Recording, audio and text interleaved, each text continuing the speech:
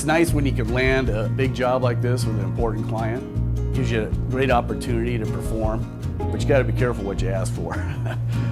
The last major earthquake in Seattle was '91, and that's when the city discovered they've got some issues with the seawall, and that was kind of the kickoff to start the redevelopment for a new seawall.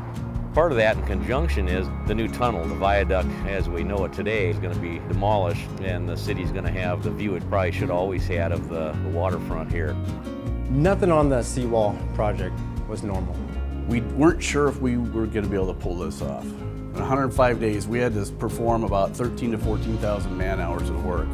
They started about mid-July on site, and we had to be done October 1. And keep in mind, we're talking about, over a half mile of piping from one end to the other. Over 7,000 linear feet of pipe. 5,500 of it had to be complete by October 1st, and we had to have 4 lift stations up and running. Just don't affect the schedule. That's what the message was. Don't delay the job. That alone isn't very typical.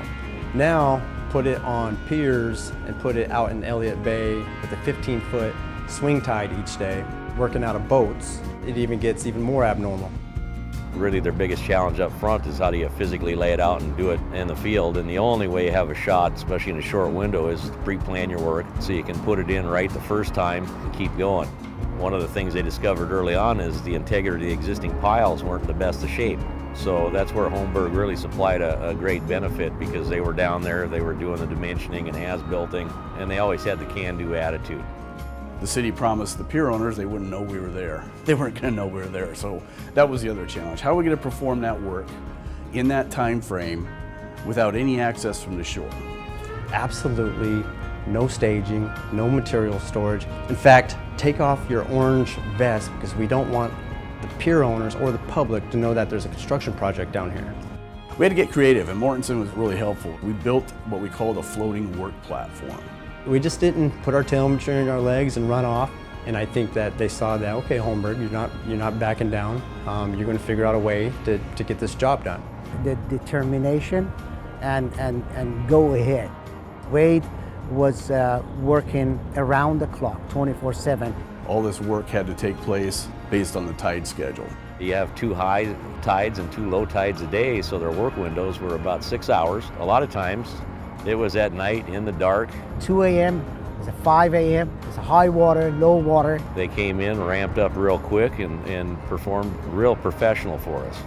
We have not had one incident about a damaged or broken pipe due to labor or material.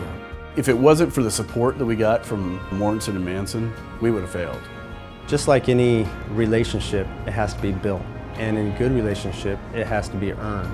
They didn't treat us like they were the low bid contractor, and nor did we treat them like that. It actually developed into a partnership, and I can see that continuing on, in the future. We're going to build this job together. We're going to accomplish the impossible together. One of the things that they brought was tenacity, and it wasn't just one person, it was their group. Get out there in the dark, get in the skiff, work with the sewage and the tough conditions and the rain and everything else. That's hard to find in a lot of companies anymore. Everybody is willing to get the job, but you've got to be pretty tenacious to take it to the finish line.